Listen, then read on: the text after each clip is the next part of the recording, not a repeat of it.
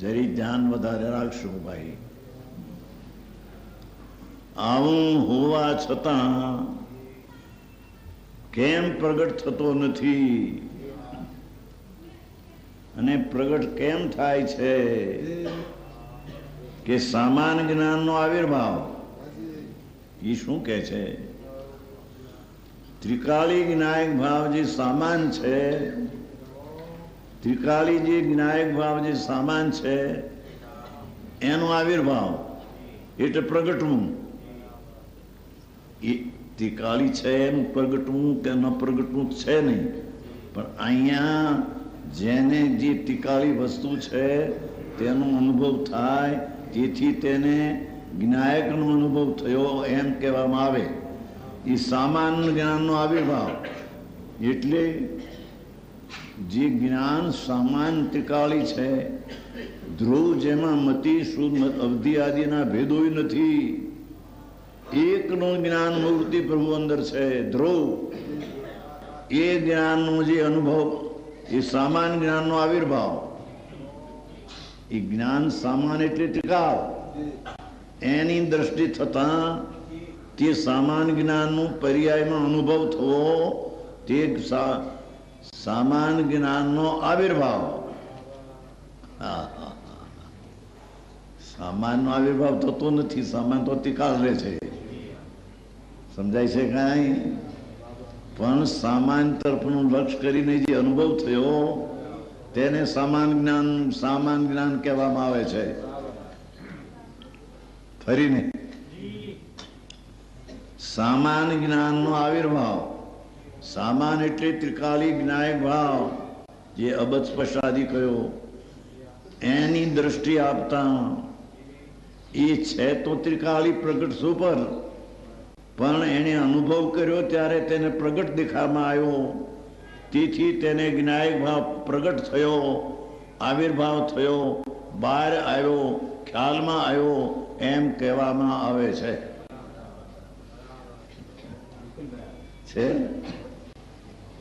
હા હા, ફરીને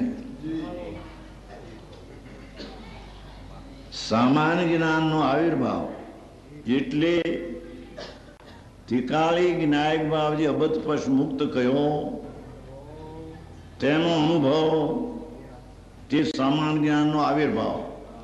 જે સામાન્ય જ્ઞાન પ્રગટમાં ખ્યાલમાં નહોતું ત્યારે એને તિરોભૂત કહેવામાં આવતું. એ જ્ઞાન જ્ઞાયક છે એ આવિર્ભાવ તિરોભાવ થતો નથી. જ્ઞાયક જે ત્રિકાળી છે એનું કઈ આવિર્ભાવ ને તિરોભાવ થતો એ તો છે જ છે, પણ જ્ઞાયક ભાવનો જે અનુભવ કર્યો સામાન્ય જ્ઞાનનો, ત્રિકાળી જ્ઞાન ઉપર દ્રષ્ટિ આપતા જે અનુભવ થયો એ સામાન્યનો આવિર્ભાવ કહેવામાં આવે છે. સમજાય છે કાંઈ?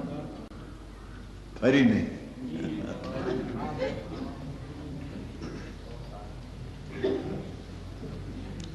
સમાન જ્ઞાનનો આવિર્ભાવ એટલે કે જે પહેલું અબધસ્પર્શ જે કયો સામાન ગુણભેદ વિનાનો જે સામાન કયો જે વસ્તુ છે ત્રિકાળી દ્રવ્ય, ત્રિકાળી દ્રવ્ય એ દ્રવ્યનો અનુભવ એ સામાનનો આવિર્ભાવ નામ સામાન પ્રગટ્યું એમ કહેવામાં. સામાન તો સામાન જ છે, સામાન બહારમાં આવે ને એ તો વિશેષ થઈ ગયું, પણ અહીં સામાન ઉપર દ્રષ્ટિ આપતા જે આવિર્ભાવ થયો અનુભવ થયો માટે સામાનનો આવિર્ભાવ કહેવામાં આવ્યો. પર્યાયમાં આવ્યું દ્રષ્ટિ એટલે સામાનનો આવિર્ભાવ, સામાન પ્રગટ્યું એમ કહેવામાં આવે છે. છે ને સામે લખાણ પડ્યું છે.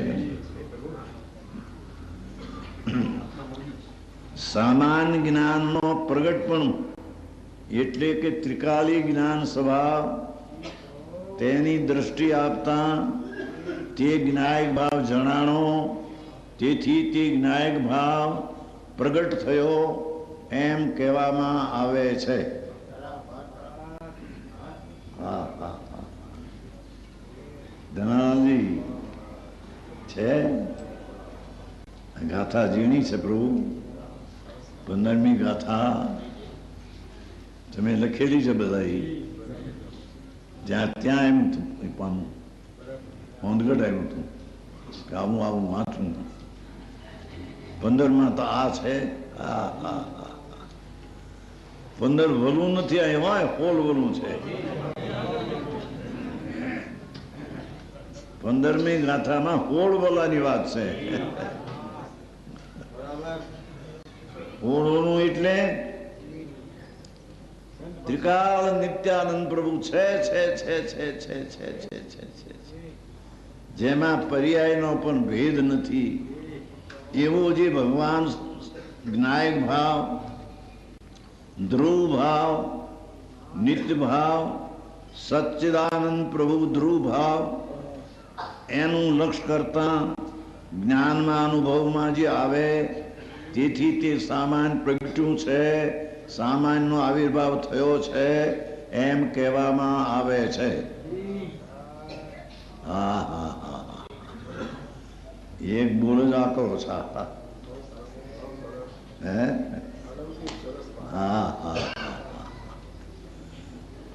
બાપુ એ વાત સાંભળવા કાને પડે એ ભાગ્યવાન છે એ તો આ તો 3 લોકના નાથની વાણી છે જિનેશ્વર દેવ સર્વજ્ઞ ભગવાન એના મુખમાંથી દિવ્યધ્વનિ નીકળી એ કુંકુંદાચાર્ય ત્યાં ગયા હતા 8 દિવસ રહ્યા હતા સંત હતા અનુભવી હતા ચારિત્રવંત હતા છતાં ત્યાં 8 દિવસ રહીને જ્ઞાનની નિર્મળતા ઘણી પ્રગટ થઈ એ આવીને આ શાસ્ત્ર બનાવ્યું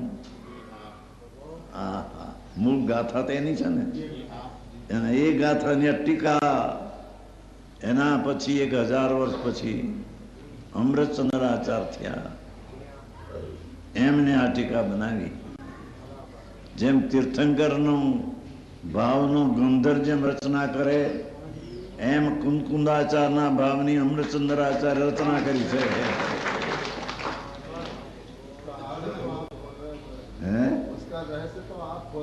મારે તો એમાં હાર્યો છે ને પ્રભુ આ તો અંદર પૂર્વનું હતું એ આવ્યું હા હા હા તો કોઈ પાસે સાંભળેલું નહોતું કોઈ પાસે હતું નહીં કોણ પણ સાંભળે હા હા હા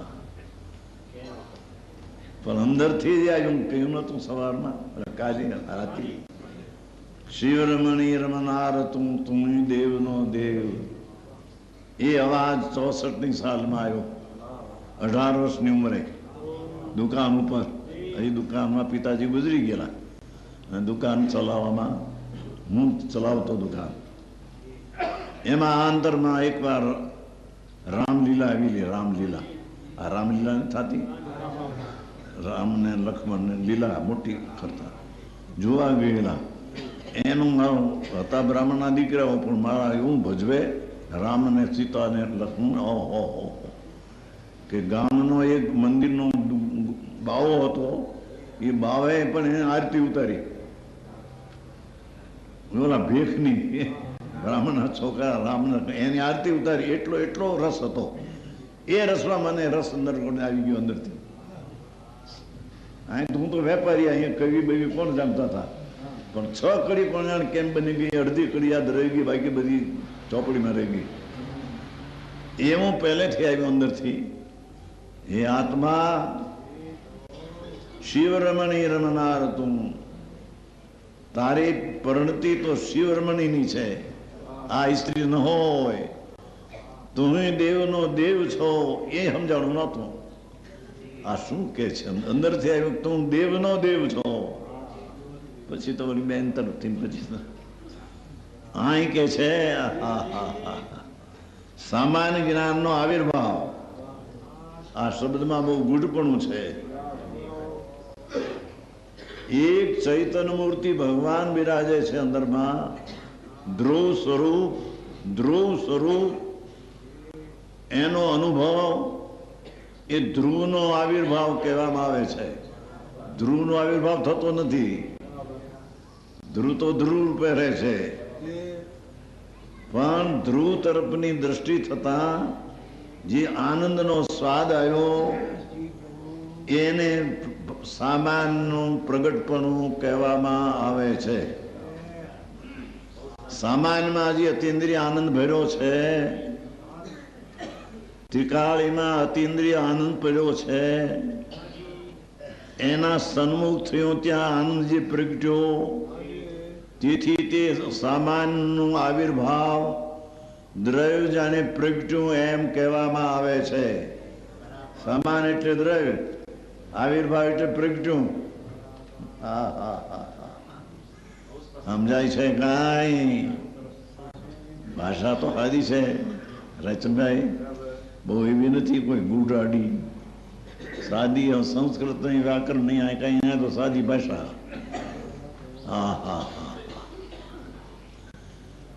સામાનનો તિરોભાવ એક રૂપ વસ્તુ છે અંદર, બદપષ્ટ રહિત જે પાંચ બોલ કયા, એ પાંચ બોલ રૂપ એક સ્વરૂપ, તેની દ્રષ્ટિ થતા એ જ્ઞાયકનું ભાન થયું શુદ્ધ જ્ઞાનમાં, તો એ જ્ઞાયક ભાવ પ્રગટ્યો, એ સામાન ભાવ આવિર્ભાવ પ્રગટ્યો એમ કહેવામાં આવે છે. તો સમજાય છે કાંઈ? સામાન જ્ઞાન એટલે ત્રિકાળી, સામાન જ્ઞાન એટલે ત્રિકાળી, એનો આવિર્ભાવ એટલે પ્રગટપણું પર્યાયમાં ખ્યાલમાં આવ્યું. અંતર્મુખ જોતા પૂર્ણાનંદના નાથને અંદર જોતા બધેથી દ્રષ્ટિ હટાવી, સંયોગથી દ્રષ્ટિ હટાવી, નિમિત્તથી હટાવી, રાગથી હટાવી, પર્યાય બુદ્ધિમાંથી પણ દ્રષ્ટિ હટાવી, અને સામાન ઉપર દ્રષ્ટિ જ્યાં ગઈ ત્યારે સામાન આવિર્ભાવ થયો, ત્યારે સામાન છે પર્યાયમાં ખ્યાલમાં આવ્યો, ખ્યાલમાં આવ્યો એ આવિર્ભાવ થયો. જે ખ્યાલમાં નહોતો એ સામાન ખ્યાલમાં આવ્યો, એ સામાન આવિર્ભાવ થયો એમ કહેવામાં આવ્યું. સામાન તો કઈ આવિર્ભાવ થતો નથી, સામાન તો અતિકાળ નિરાવરણ છે. પણ સામાનનું આ લક્ષ્ય જ્યાં થયું અને દ્રષ્ટિ થઈ ત્યાં આનંદનો સ્વાદ આવ્યો અને શુદ્ધ જ્ઞાન પ્રગટ્યું, એ સામાનનો આવિર્ભાવ કહેવામાં આવે છે. સામાન પ્રગટ્યું એમ કહેવામાં આવે છે. આવિર્ભાવ એટલે પ્રગટ્યું. આવી વાત આફ્રિકામાં ઝીણી વાત છે. ભગવાન ઝીણું પણ આવવા જો કહેતા હતા રાતી, આ ઝીણું આવ્યું હથેળી મહાત્મા છે. વાત હાજી બાપા.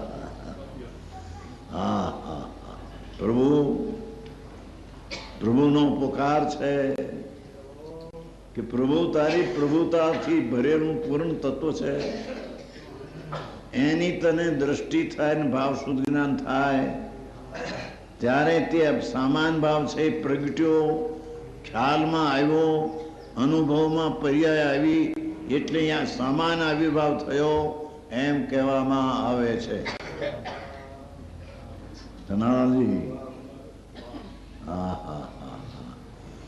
અમૃત વાણી છે ભગવાનની. આ તો અમૃત જડાય છે.